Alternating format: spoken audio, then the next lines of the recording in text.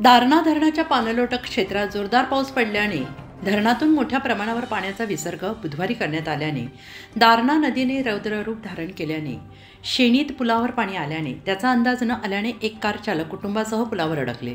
ही घटनेची माहिती मिळताच सामाजिक कार्यकर्ते पोपटराव फोकणे यांनी जिल्ह्यातील पोलीस यंत्रणा, अग्निशमन दलाच्या जवानांना आणि काही सामाजिक कार्यकर्ते यांच्या मदतीने शेणीत दारणा नदी पुलावर अडकलेल्या गाडीसह नागरिकांना सुखरूप बाहेर काढले आणि यावेळी सामाजिक कार्यकर्ते पोपटराव फोकणे यांच्यासह रोहित पाळदे, विनोद जारस, गौरव अमेसर, राहुल ससाने, सागर घोरपडे, परशुराम कुटे यशस्वीतेसाठी प्रयत्नशील होते। ठिकाणी आले असता त्यांना शिनीच्या पुलावर पाण्याचा अंदाज न आल्यामुळे त्यांची 4 व्हीलर गाडी अर्ध्या पुलापर्यंत गेली होती।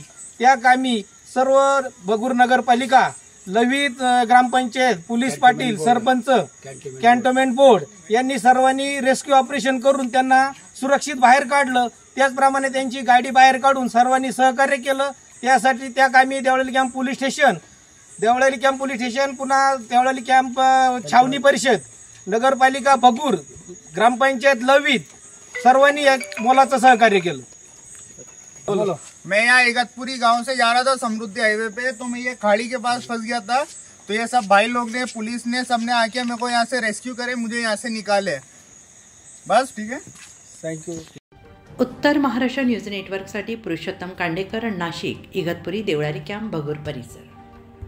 आत्मा मालिक मल्टी स्पेशालिटी हॉस्पिटल येथे मोफत सुविधा, एंजियोग्राफी, एंजियोप्लास्टी, बायपास सर्जरी, सर्व प्रकारचे ओपीडी केस पेपर फ्री, सोनोग्राफी फक्त 400 रुपयात, एक्सरे फक्त 100 रुपयात, लॅब तपासणीवर 50% सूट, औषधींवर 20% सूट। अधिक माहितीसाठी संपर्क 90 90 91 91 96 तसेच 7304 75 56 55।